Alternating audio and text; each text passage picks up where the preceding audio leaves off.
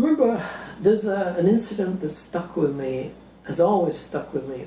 I was at a dance in Bradford.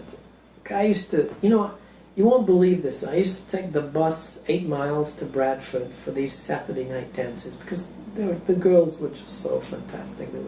It was worth it. But the last bus, you don't know this, but they close, the last pint of, the last serving of beer in the pubs is 10:30, and very often the last bus, it was 10:30. If you missed the 10:30 bus, that was it. You had to walk 8 miles from Bradford to Leeds. And I regularly missed that last bus. So, in a bit of a drunken stupor, I had to walk 8 miles and get in around about 1 in the morning or something. But I did this on a regular basis, and I loved those dances. I loved to dance the kolomika and put my arms around good-looking young women. It was lots of fun. One time I was at this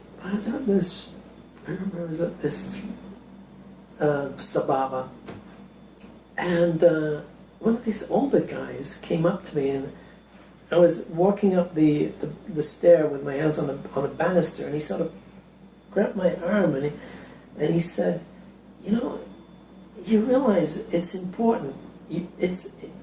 You realize that it's important that we tell the story, that we tell our story. And he was just an ordinary guy, but it was the sort of passion and the seriousness of what he was trying to convey that made me realize that you have a responsibility. And if you're in a position where you can do something, you can say something, you can explain something to people, you have to do it. And I think something connected there for me, that I had a job to do. I had a certain privileged understanding, a certain privileged position, and I could explain things in ways that ordinary people like he couldn't. So looking back on it, I think these sort of moments left me thinking that, Ukrainians have had a rough deal in the 20th century. And somebody needs to say that. Somebody needs to explain that. I think that became a driving force for me. It was only augmented, it was only multiplied by the fact that I would met teachers like these profs at Cambridge who said, your language doesn't exist, your culture doesn't exist, your people don't exist, there's no such thing as Ukrainian patriotism, the Cossacks were all bandits. I started putting 2 and 2 together, and I began thinking, somebody has to write some books here, or somebody has to give some lectures or explain things to these people. And I think maybe that kind of pushed me in the direction of Ukrainian studies. Do you teach with passion? I think I do. I've won several awards for my... I've been Professor of the Year at the University of Manitoba.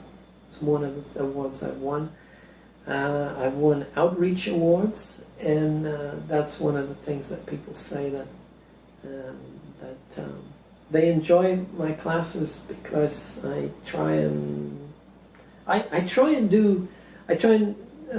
bring a sense of seriousness to the class, but I try and also to seduce the students, not force them into something, but make them want to learn more, to make it interesting. I think that's the key.